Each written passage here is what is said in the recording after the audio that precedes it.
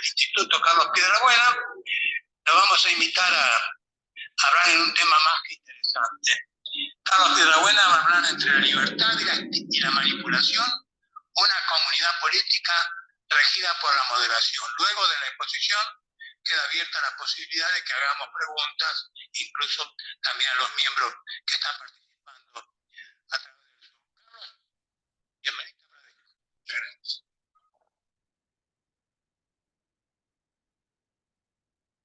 Bueno, en principio agradezco en particular a los que me acompañan esta tarde, una tarde tan fría, y en especial a mi antiguo profesor, padrino de tesis doctoral, correligionario, cofrade y amigo.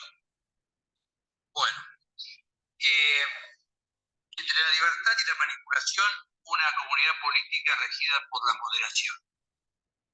Somos los hombres huecos, somos los hombres rellenos, apoyándonos unos a otros, con las cabezas llenas de paja, desgraciadamente. No existen, nos decía Nicolás Gómez Dávila, problema comprensible fuera de su situación histórica, ni problema reducible todo ello. Estas elocuentes primeras frases de Hollow Man, aquel poema que escribiera en 1925 T.C. Eliot, en otros tiempos de turbulencia, marcados por las circunstancias propias de su época, estimo, reflejan una de las razones de esta coyuntura política en la que nos encontramos inmersos. En la tarde de hoy, entonces, expresaré los avances de un artículo a publicar, Dios mediante, en Anales de la Academia, en la inteligencia de someterlos al buen criterio de mis pares. Estimo que esto no nos llevará más de unos 45 minutos. A modo de digresión preliminar, diré que días atrás coloqué en el chat del instituto una foto de una leyenda en francés cuya traducción sería: donde la ignorancia grita con arrogancia, el silencio enseña con elegancia. El comentario de un distinguido colega en el chat me hizo repensar no solo el título de esos comentarios, sino también reordenar la organización originaria de los conceptos que expresaré. Para lo cual, en primer lugar, mudé el título de Repensar el autoritarismo tras la huella de Poitier, Maquiavelo, Tocqueville, Huxley, Orwell y Camus a el título que expresé inicialmente. Para luego estructurar estos avances en una breve introducción en la cual nos encontramos, para luego seguir en un desarrollo que incluye la situación actual, la imaginación y la visión en tiempos de nihilismo, libertad e igualdad, libertad de espíritu, manipulación, moderación y, a modo de cierre, una serie de consideraciones finales. A partir de lo dicho, creo propio desglosar el epígrafe de la foto de referencia, donde se identifica mi criterio claramente dos sintagmas. Esto es ignorancia, grito, arrogancia, y por el otro lado, silencio, enseña, elegancia. En la idea de llevar agua a nuestro molino, podríamos ahondar en el significado de los mismos en clave política, conjeturando así dos actitudes opuestas, tanto en relación a la verdad como a la comunidad política. En el primer sintagma, los términos parecieran indicar una actitud intolerante, producto de la negación o el desconocimiento de la verdad, mientras que en el segundo grupo manifestaría una actitud inteligente y prudente en búsqueda de la verdad, donde una visión humanística, el espíritu se manifiesta en toda su riqueza. De lo que se podría inferir en términos lowellianos, en el primer caso estaríamos, ¿no es cierto?, frente a regímenes políticos autocráticos, mientras que en el segundo, regímenes democráticos constitucionales. Dicho lo cual, tomemos el toro por las astas, pasamos al desarrollo. Aarón solía decir que el hecho de que la realidad sea confusa no significa que los conceptos tengan que ser oscuros. Lo que ocurre, interpreto, es que no podemos comprender la realidad. Las cosas, conjeturamos, pueden responder a distintas razones, pero en extrema síntesis estarían dadas por la saturación de información y vertiginosa premura de nuestro tiempo, o por esa inmoderación que deviene en situaciones de servidumbre voluntaria o el caldo de cultivo para el ejercicio de la manipulación política, según la perspectiva que la consideremos en la comunidad política. Esto es, los protagonistas de la relación clásica de mando y obediencia dentro de la comunidad sectaria. Pero al releer críticamente esta aseveración aaroniana, focalizando la atención en el término oscuro, no pude dejar de relacionarla con una serie de alto impacto en la que en uno de sus diálogos, estoy refiriendo a la diplomática, en uno de sus diálogos el ministro Gannon, que era el ministro de Relaciones Exteriores de la Gran Bretaña, en esa ficción expresa. Hay un proverbio árabe que dice algo así como: es bueno saber la verdad y contarla, pero es mejor saber la verdad y hablar sobre plantas. Aspecto este último que se adecua como guante a la mano, interpreto, al meollo de los contenidos de nuestras cavilaciones. Pasemos entonces a la situación actual. Debemos reconocer la complejidad de los tiempos sin caer en las ambigüedades de las opciones. Expresa una expresión dentro de una nota de fondo de la revista francesa Commentaire, casualmente fundada por Raymond Aron. La situación actual presenta, salvo escasas excepciones, vemos a comunidades nacionales en un estado muy particular, aprecio, donde las libertades o se ven restringidas o no tienen límites, adquieren ribetes muy particulares.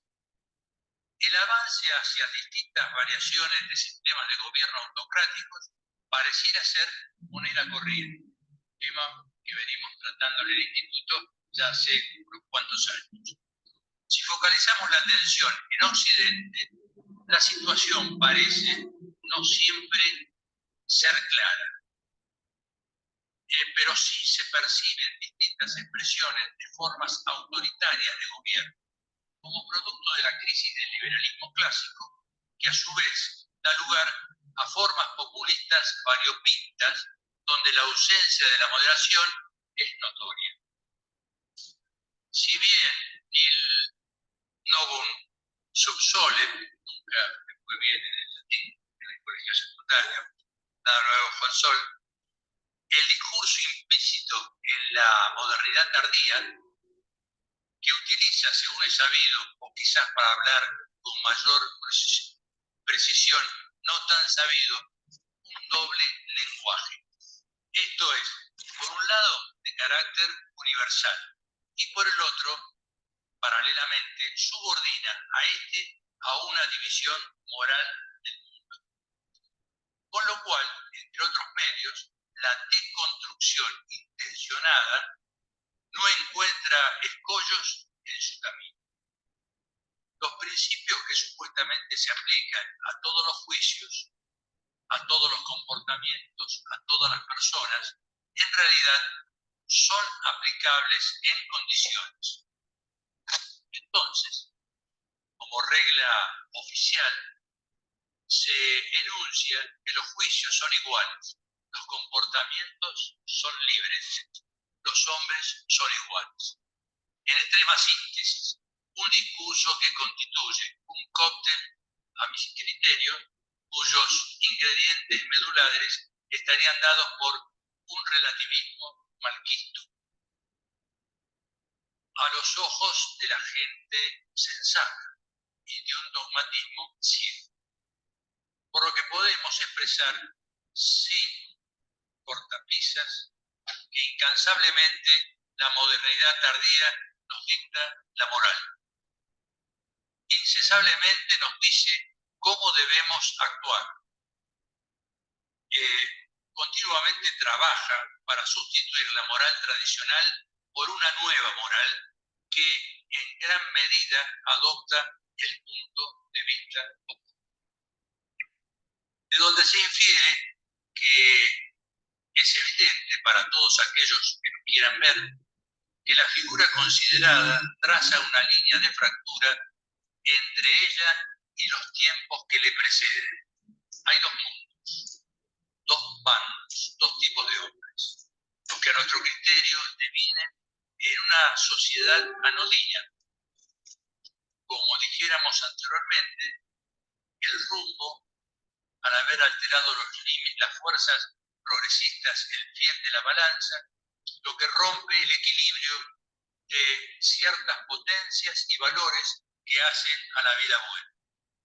En este contexto pensamos que la conquista de la opinión, ya sea de manera burdamente manifiesta o solapada, es en nuestros días, sin lugar a dudas, una constante, facilitada por la vida, por la crisis vivencial que azota a la democracia liberal. Lo que debemos sumar en clave tocquevillana, lo que, como bien sostiene Philippe Benetton, al afirmar sin cortapisas que las democracias no son jamás plenamente democráticas, por buenas razones, mediaciones o limitaciones razonables u honestas.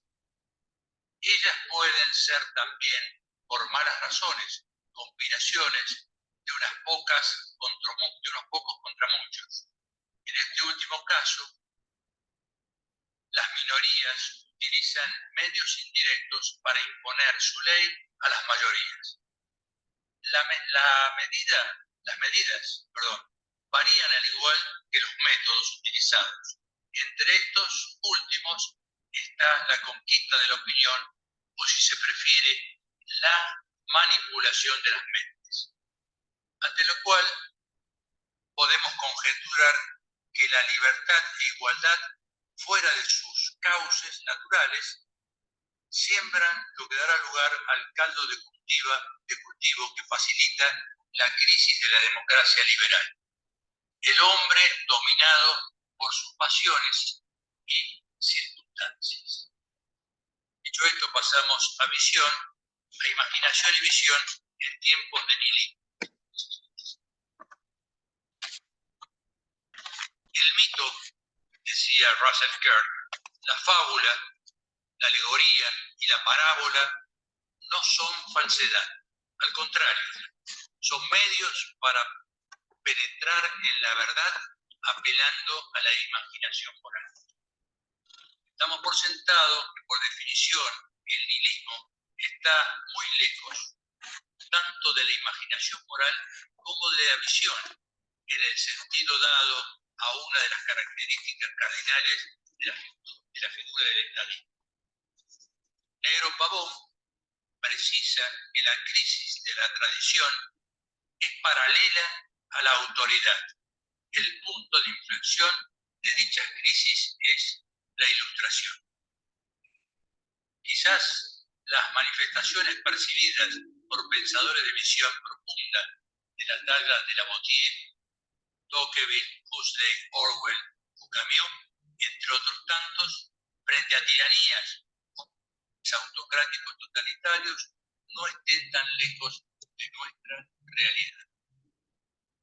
Es que los límites entre regímenes autocráticos, autoritarios y democracias liberales se difuman, dando lugar a las democracias autoritarias, o es decir, Farid Zakarías, democracies y liberales, donde figuras como la servidumbre voluntaria, la tiranía de la mayoría, la búsqueda de la estabilidad social por medios científicos, el idioma equívoco, el trabajo inútil, la esperanza y el absurdo, en términos camusianos, a guisa kafkiana, están muy lejos o ya instalados. La imaginación moral ha perdido vigencia, lo que redunda, entre otros aspectos, en la manipulación de la realidad a través de los instrumentos similares a la nueva lengua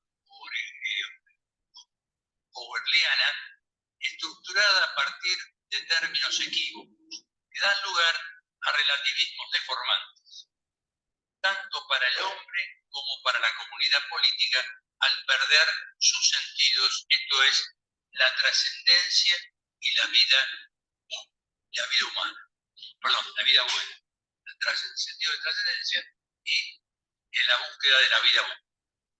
Todo parece indicar, en términos de Negro Pavón, que nos encontramos inmersos en una época estúpida.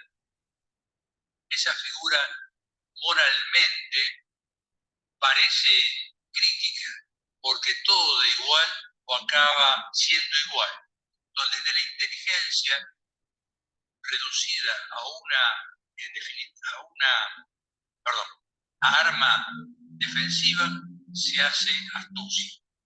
Todo se trivializa y banaliza, empezando por el lenguaje al perder el sentido estético.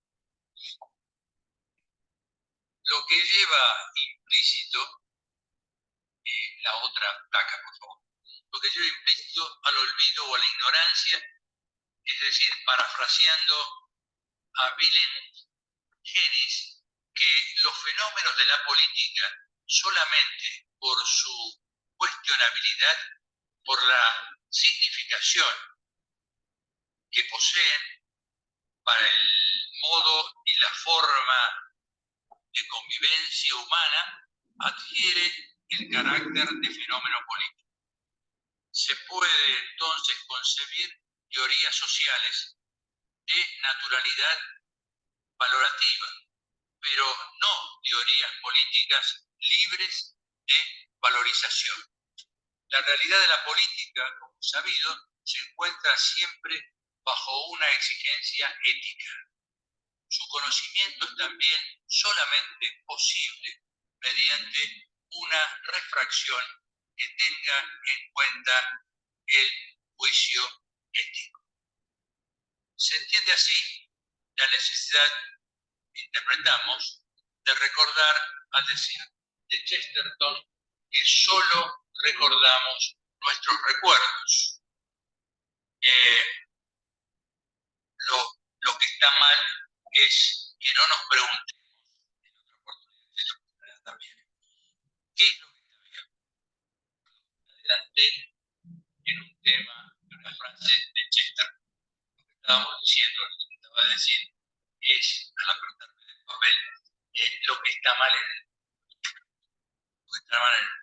En esa idea, que la realidad de lo político se encuentra siempre bajo una exigencia ética.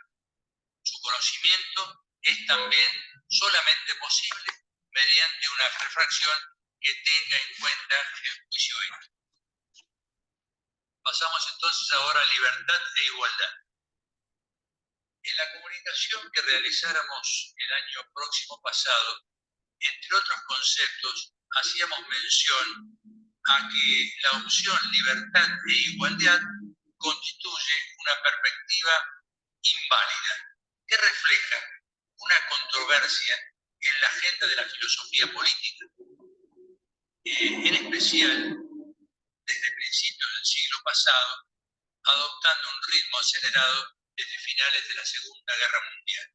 Esto es, sobre qué es primero, si la libertad o la igualdad. Si bien esta alternativa es de vieja data, ya que sus orígenes podríamos ubicarlos en la antigua Grecia, a lo largo de la historia política se han presentado argumentos acordes a la realidad política de diferentes épocas, lo que no podía ser de otra manera, ya que, como es sabido, la política es circunstancial. En ese entendimiento se estima importante considerar que la historia occidental de la democracia liberal, tal cual afirma Philippe Benetton, tiene otra faceta. El régimen ha perdido su sustancia en una especie de idea del interior. La dinámica de la igualdad ha tomado la forma que hemos visto, la ampliación del principio igualitario. Ha tomado también esta otra forma, la radicalización del principio igualitario o su divorcio con la naturaleza. En ese sentido, esta alteración rompió el equilibrio de la balanza que interpretamos entre igualdad y libertad, dando lugar, conjeturamos, a esas formas deformantes, entre otras, que hemos dado en llamar igualdad por default y liberalismo variopintos. Por último, quisiera expresar para un mayor entendimiento en el rápido tratamiento que realizamos sobre las mismas, necesariamente al hablar de una, estamos considerando la otra, por su íntima relación, y más aún, teniendo en cuenta que nuestros intereses, su dimensión política, a relacionarla con la otra, igualdad y libertad. En extrema síntesis, podemos aseverar que no son incompatibles. Diría todo lo contrario, porque si no, nos encontraríamos frente a alguno de estos dos escenarios. La libertad sin límites, que acaba con la igualdad, o la igualdad a ultranza, que finiquita con la libertad. Por lo tanto, sin perjuicio de lo precedente, si bien se estima prudencial tener en cuenta los orígenes y variaciones tempoespaciales, se hace necesario focalizar nuestra atención en el presente y sus antecedentes próximos, donde la modernidad tardía juega un rol fundamental.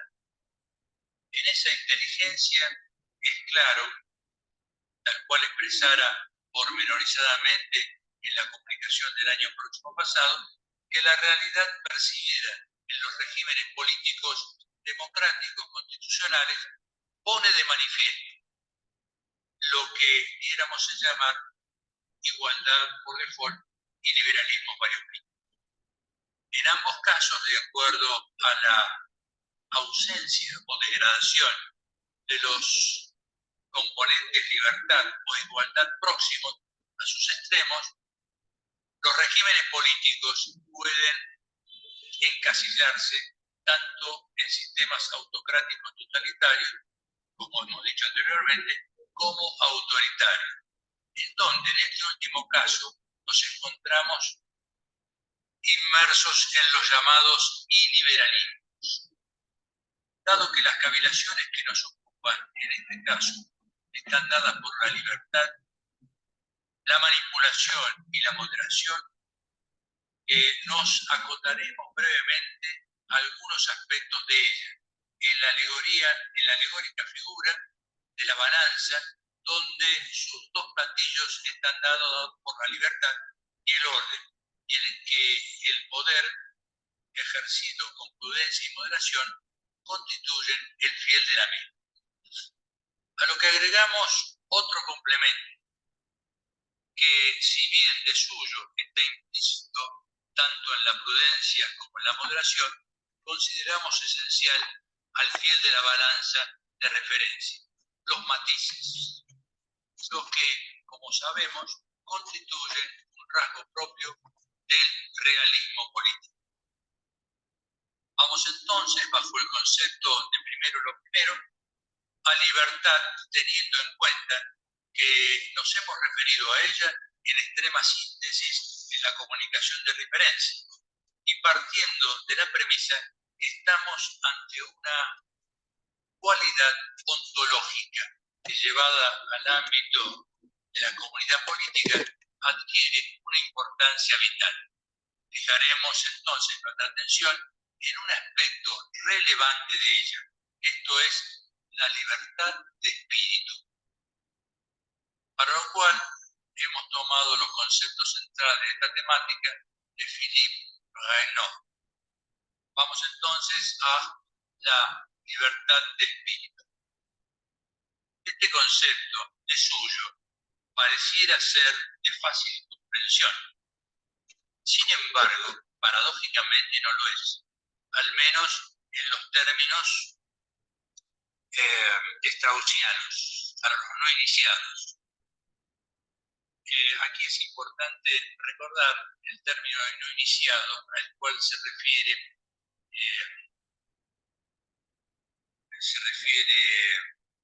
Leo Strauss, y el que fuera un discípulo cercano a él, que fue Alan Bloom, que fue el autor de Gigantes y Enanos, de la tradición ética a la tradición política, desde Sócrates hasta John Rawls, donde materializa y concretiza estos conceptos que Leo Strauss había escrito en su clásico Escribir en tiempos de persecución. Bueno, es que la definición de lo que constituye una mente libre en política plantea dificultades particulares, debido a que en política el problema es de acción y no solo de las condiciones de la libertad de pensamiento. Se entiende como un espíritu libre, en general, a un individuo que piensa por él mismo, lo que presupone, por una parte, que no está sometido al pensamiento de los demás, y por otra, al realmente piensa que no ignora las exigencias de su conciencia o de su propio pensamiento. Esto basta, sin duda, para descartar dos excesos simétricos, representados por las figuras opuestas del fanatismo y de la indiferencia ante la verdad, los cuales presuponen una renuncia del sujeto a un pensamiento verdaderamente autónomo. En este sentido, Renaud apreciamos, abrevando en la historia, en la acepción de historia que le daba Ranke, esto es geopolítica, concluye que este entendimiento que se refiere a las condiciones de la libertad interior puede a su vez ser compatible con actitudes políticas muy diferentes, que distan mucho de confundirse siempre con la actitud de oposición de anticonformismo abierto que suele asociarse a la idea de espíritu libre. Por lo que la política de mentes libres no puede, por tanto, limitarse a apoyar la democracia contra el legado del antiguo régimen político y religioso. Debe tratar de garantizar la libertad de la mente dentro de la propia democracia. La conciliación de las exigencias respectivas de la libertad democrática y la política democrática se logra a través de la figura del ciudadano contra los poderes. Un modelo que no llama a la insumisión o a la desobediencia civil, sino todo lo contrario. Esto es, que subordina su autoridad al consentimiento popular mediante el mecanismo de la elección. Pero el sufragio universal y la igualdad no son esenciales. El ciudadano no se convierte realmente en legislador, ni siquiera en gobierno, porque los regímenes clásicos persisten bajo el disfraz de la democracia.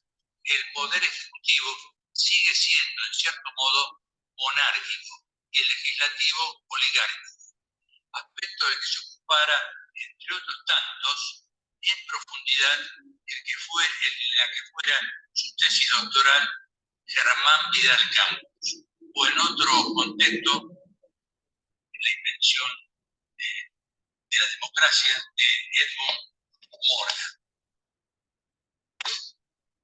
El ciudadano tiene, sin embargo, poder decisivo y de controlador, que se traduce en el seguimiento continuo y efectivo que los gobernantes ejercen sobre los gobernados, y se basa en un esfuerzo perpetuo de los primeros contra los abusos del poder. Quizás esta es una condición que se ejerza posiblemente por ignorancia o simplemente por considerarla utópica. Philippe Guénon nos recuerda que tanto Alain como Raymond Aron se ocuparon de esta facultad ciudadana, definiendo el primero, Alain, maestro en el liceo de Raymond Aron, una nueva idea del espíritu libre que puede verse como una democratización de la figura socrática. El ciudadano obedece a las leyes sin dejar de ser libre, o sobre la distinción entre los órdenes, en concreto los dos órdenes, ¿no? En tanto que el segundo, Raymond Aron, siguió un camino opuesto, que al final es una buena ilustración de lo que puede ser un espíritu libre, cuando se preocupa por las exigencias del orden político, permaneciendo fiel a la distinción entre los dos órdenes y al ideal de la libertad interior, pero negándose a reducir la responsabilidad del actor histórico a la función de controlador de ciudadanos. Acá podemos recordar el título de una obra de Aron, que creo que viene al caso, que es El espectador comprometido. Con lo cual, quien quiera desempeñar un papel político real no puede limitarse a hacer valer los derechos de los ciudadanos frente a los poderes fácticos. También debe preguntarse qué es posible y deseable en el mundo tal como es. Si se quiere actuar en el mundo, el espíritu de limitarse a criticar a los que están en el poder, sino que debe también, como Aron, preguntarse qué se podría hacer en un mundo incierto, donde el bien se confunde con el mal menor y donde la tragedia es siempre una posibilidad. Vamos entonces a la manipulación. Siguiendo el pensar de Robert Redinger, en un libro muy interesante, un artículo intitulado Los centinelas de la humanidad, filosofía del heroísmo y de la santidad, dos figuras un poco extemporáneas, al parecer. Dice Redinger, salta a la vista que la mayoría de los políticos y la gran mayoría de los humanos modernos son personas sumisas. Por supuesto, reinan o creen que reinan, pero están sometidas al viento, que es la plebe del alma. Están en la posición de firmes ante las órdenes de ese viento. Son demasiado débiles para gobernar, para ejercer dominio sobre sus deseos, demasiado débiles. Estos hombres de poder están completamente sometidos a sus pasiones, prácticamente cuando se creen libres y dominadores. Se parecen a todos aquellos hombres que, tal como lo ve Spinoza, luchan por la servidumbre como si se tratara de su salvación. Otra vez, al igual que en Lavoisier, la figura de la servidumbre. El diccionario de la lengua española refiere a manipular en una de sus acepciones como intervenir con medios hábiles y a veces arteros en la política, en el mercado, en la información, etc., con distorsión de la verdad o la justicia y al servicio de los intereses particulares. En concordancia con ello, en el caso específico de la arena política, entre otros conceptos, el amigo Raúl Arrotti sostiene que la manipulación suele emplearse en el lenguaje político para designar la actividad de un individuo o grupo con el fin de influenciar la conducta de otro individuo o grupo para que piense o actúe de una manera determinada, agregando en un sentido más psicológico intento de hacer vulnerablemente psicológicamente a otros. Me estoy refiriendo a la obra Vocabulario Técnico y Científico de la Política, que tanto me ha ayudado a mí y a tantos otros, ¿no? Como para clarificar algunas cuestiones. La manipulación entonces puede adquirir distintas formas, tanto manifiestas como encubiertas, en función tanto de la situación como de la creatividad deformante de quienes la conciben, siendo estas últimas, a nuestro criterio, a las que debemos fijar especial atención, debido a que serán un lugar común en el seno de las democracias iliberales, siendo quizás, entre otras, sus facetas más frecuentes, la desinformación, la censura, la propaganda, el uso indiscriminado de términos equívocos, la demagogia o la otorgación de favores políticos. Son varios los autores que han ahondado en esta temática, tanto desde la literatura política como desde la ficción.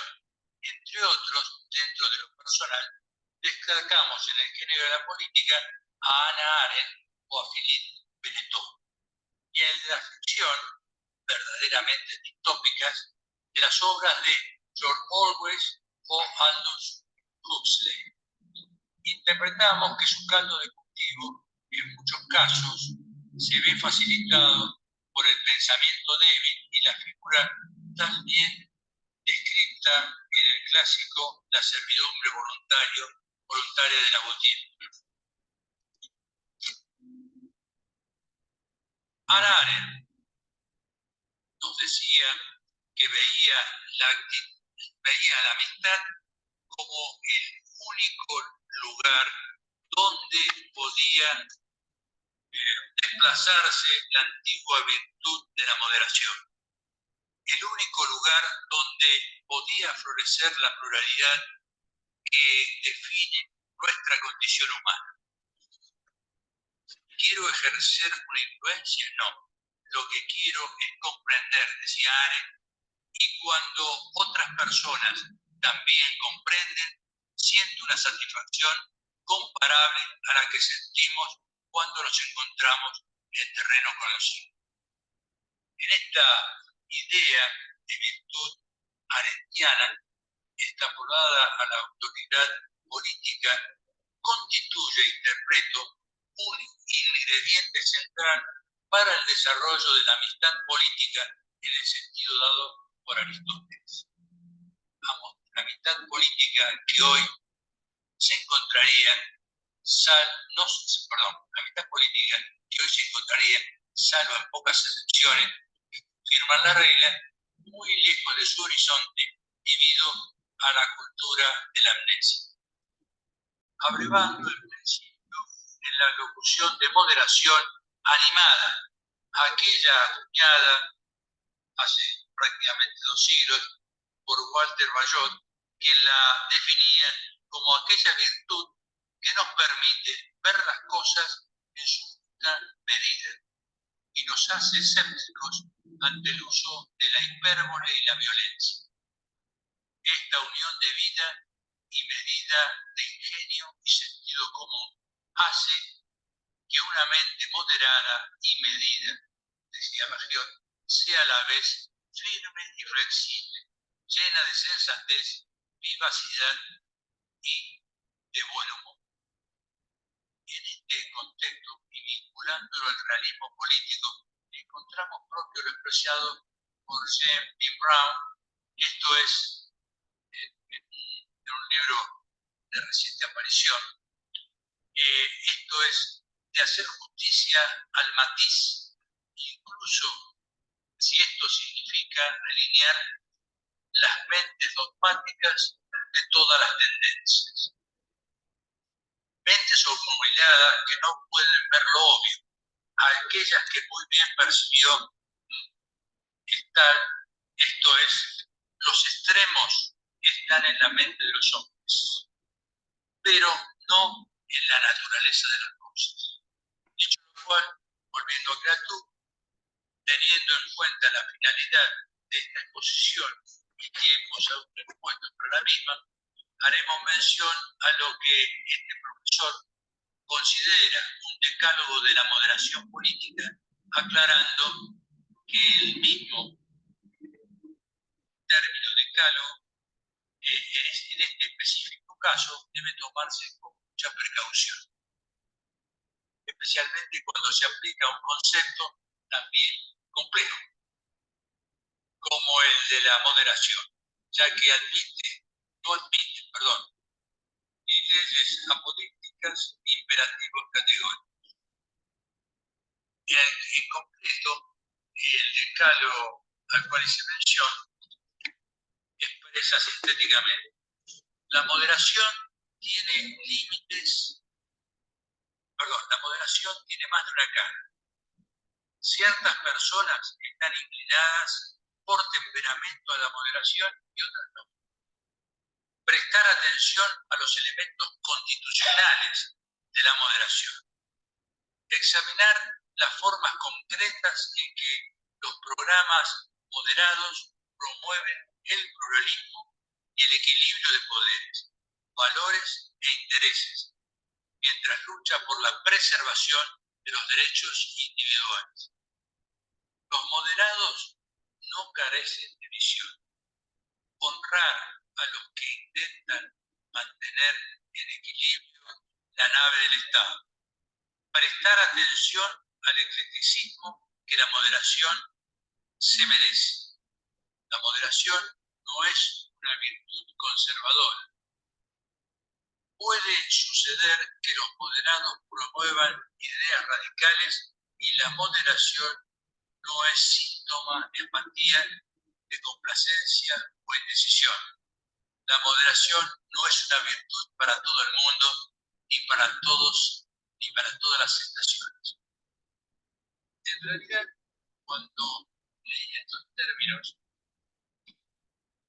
sentí la tentación de volver a uno de ellos,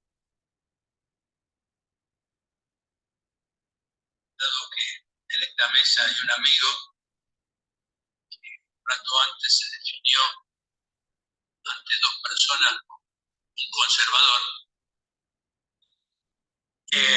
Cuando se hace mención a que la moderación no es una virtud conservadora,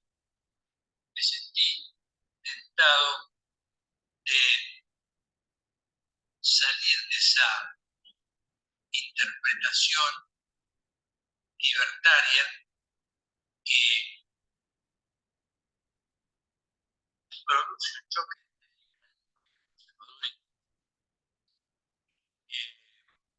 Aquí el concepto que toma este autor está un poco lejano al concepto de Murphy sobre el conservadurismo.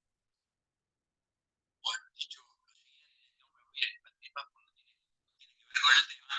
Y por otro lado, un distinguido miembro del instituto, tengo entendido que en la agenda de Mario Federici va a hablar sobre liberalismo y conservadurismo. Bueno, en extrema síntesis podemos entonces aseverar que la moderación constituye una virtud personal y política relevante, tanto en el marco de la política como ciencia de orden práctico, como en el del arte. Cerrando estas consideraciones, vamos a considerar a un académico francés muerto hace muy poco tiempo, Marc Maroli, que en un libro muy interesante, Las abejas y las arañas, la querella de los antiguos y los modernos, expresa: el genio humano en todos los siglos es siempre igual de fecundo, porque las leyes que rigen la naturaleza son inmutables. Solo las circunstancias más o menos favorables permiten distinguir entre épocas más o menos ignorantes o ilustradas. Intentaré terminar como empecé, esto es, con el título que diera estas rápidas consideraciones. Entre la libertad y la manipulación, una comunidad política regida por la moderación. En este sentido, he procurado describir, a vuelo de pájaro, lo que ya sabido es una situación cuasi común en Occidente, en cuyo seno, la antigua Grecia, paradójicamente nació la idea de libertad, donde esta, parafraseando a Samuel Gregg, se encuentra en una encrucijada, situación explotada por aquellos que ignoran la estrecha relación entre política o que la consideran un mero formalismo, dando cabida para satisfacer intereses personales, grupales o ideológicos, a medios espurios como la manipulación o deconstrucción masiva a partir de falsos conflictos instalados intencionalmente en el debate político, frente a lo cual se vislumbra, interpretamos, como probabilidad cierta revertir el escenario planteado a través del clásico concepto del buen gobierno, aristotélico tomista, donde la virtud política de la moderación, en concordancia con la de la prudencia, cuyo ejercicio por parte de gobernantes y gobernados, ciudadanos, constituye una figura clave.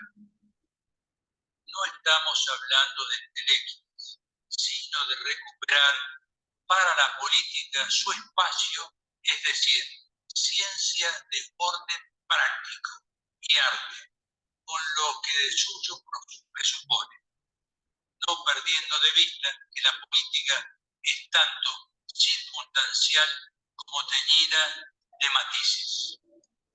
Dentro de este concepto, en el marco del realismo político, interpretamos no perder de vista el pensar de tierra manera. Esto es, uno nunca es ciudadano perfectamente ilustrado.